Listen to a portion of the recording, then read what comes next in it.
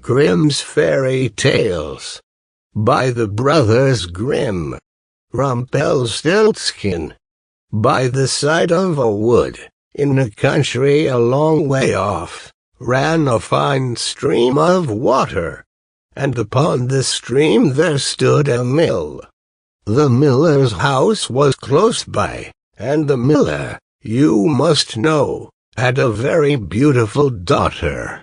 She was, moreover, very shrewd and clever, and the miller was so proud of her that he one day told the king of the land, who used to come and hunt in the wood, that his daughter could spin gold out of straw.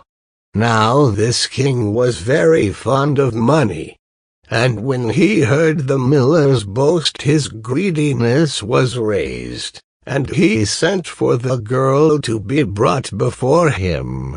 Then he led her to a chamber in his palace where there was a great heap of straw, and gave her a spinning wheel, and said, "All this must be spun into gold before morning, as you love your life."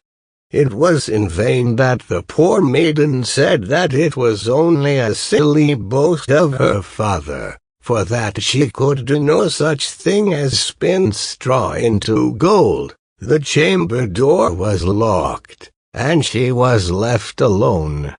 She sat down in one corner of the room, and began to bewail her hard fate, when on a sudden the door opened, and a droll-looking little man hobbled in, and said, "Good morrow to you, my good lass. What are you weeping for?"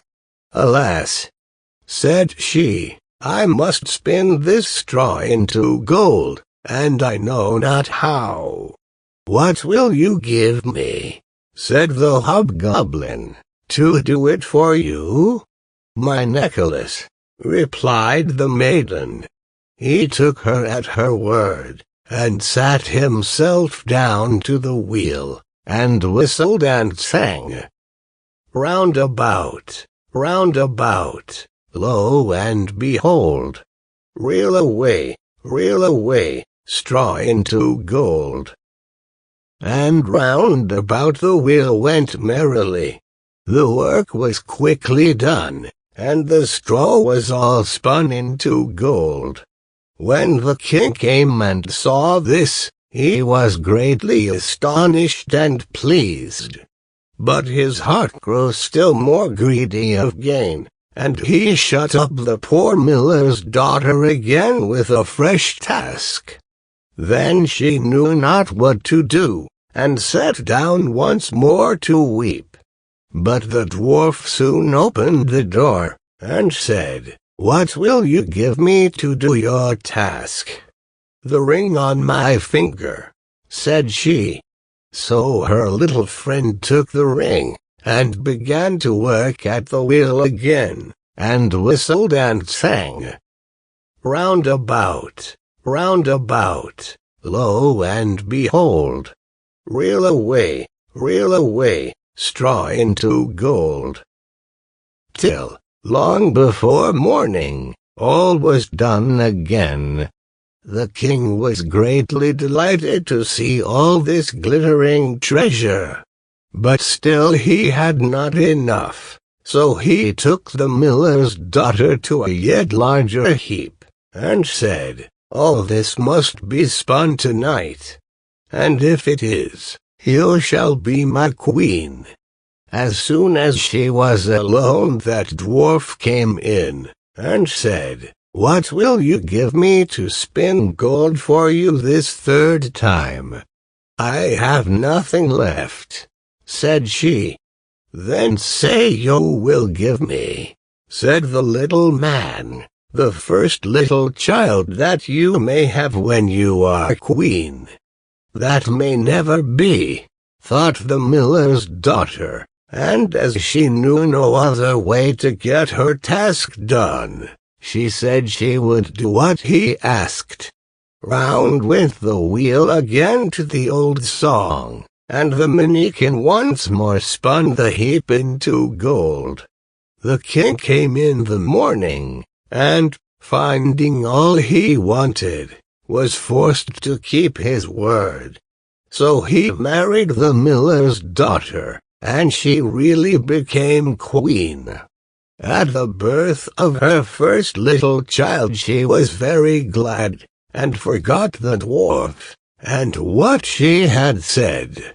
But one day he came into her room, where she was sitting playing with her baby, and put her in mind of it.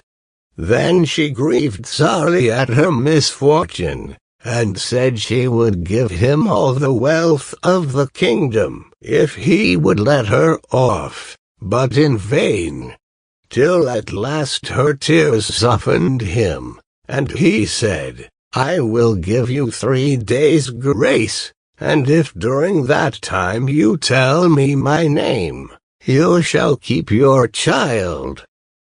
Now the queen lay awake all night, thinking of all the odd names that she had ever heard, and she sent messengers all over the land to find out new ones.